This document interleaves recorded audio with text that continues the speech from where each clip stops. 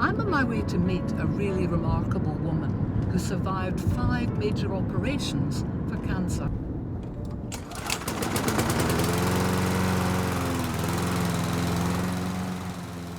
How did you find out, Debbie, that you had bowel cancer? What made you think to go to the doctor? It was seeing you on GMTV one October morning in 1998. You were on there talking about the leaflet that you'd produced with all the symptoms about bowel cancer, the different types, and you ran through them, and I was sitting there and I was thinking, yeah, tick, tick, I can relate to that. And that's what made me go out and find the leaflet in my chemist, because everything you were talking about I had and could have thought, no, need to look into it.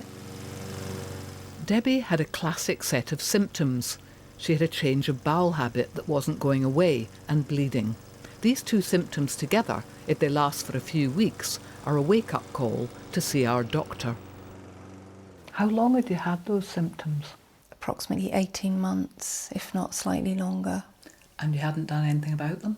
No. Because you didn't think they were serious? That's it. I thought I had bad state of constipation with my bowel habits, where I was going frequently but hardly going at all. Not much happening? No. And any bleeding? I had the bleeding as well, but again, that was put down to piles. How old were you then? I was 39, 3 months before my 40th birthday. And how did you find out that you had bowel cancer? The doctor, having examined me, referred me to Mike Thompson at Portsmouth, and I went back a week later for the results, and he told me that I had bowel cancer. Did you fear might happen to you? That I'd die. That was it, because back then, not the C word was a sentence of death, because you didn't hear about people that had survived, and that's all I thought. I'm not going to survive. Debbie is one of the 40,000 people a year in the UK diagnosed with bowel cancer, the second biggest cancer killer in this country.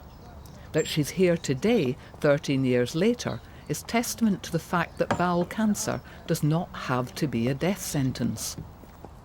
After the operation, Mike came round to see me, and Bill was there as well, and he said the operation had gone really well, and that they also examined the other organs to see if it had spread.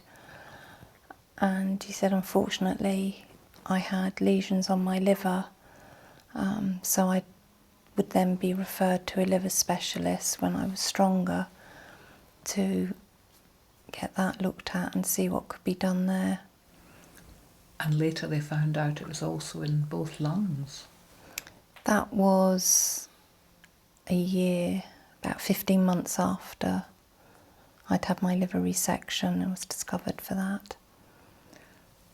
How many operations have you had and what have they been for? I had 5 operations in 3 years. The first was the bowel operation. 2 months after that, my liver resection.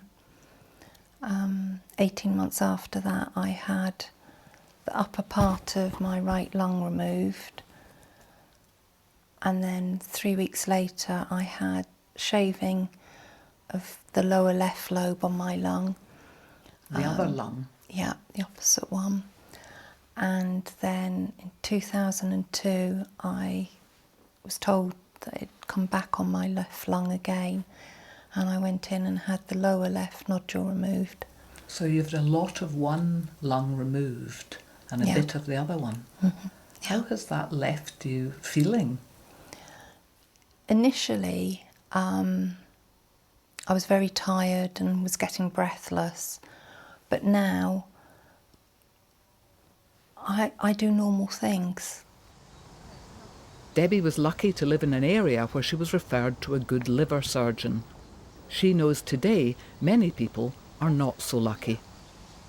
A lot of people out there that have had bowel cancer and that have been told they have secondary cancer of the liver are being told you have to have chemotherapy, you cannot have liver resection, it's dangerous, it cannot be done. That's, as we know, that's not the case. And I would just hope that those people out there that are saying that to their patients, that if they're watching this, listening to it, that they would look into it, seek advice from the liver specialists, that it can be done. Maybe not all cases can be operated on, but it's a problem that needs to be resolved.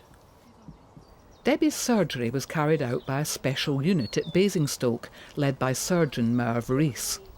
And if you want to know more about liver surgery, look at the video on our website. What would you say to people who are told, no, you can't have a liver op, or no, you can't have a lung op? There's no such word as no, you can't.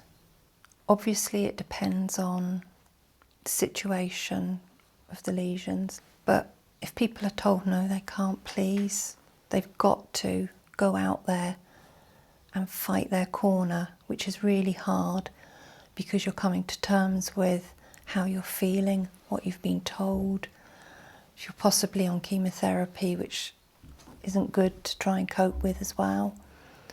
But not to give up hope, to try and find somebody that will listen to you and is prepared to push you to a specialist. Well, you look great, Debbie. You give hope to so many people. Thank you. The important thing about Debbie's story is the symptoms that she had. She had a combination of going to the loo or trying to go to the loo, more often was normal for her, and she had bleeding. Change of bowel habit and bleeding like that at any age should be investigated. So if you've got that, do what Debbie did and go to your GP. Ask to be investigated. It saved Debbie's life and it might save yours.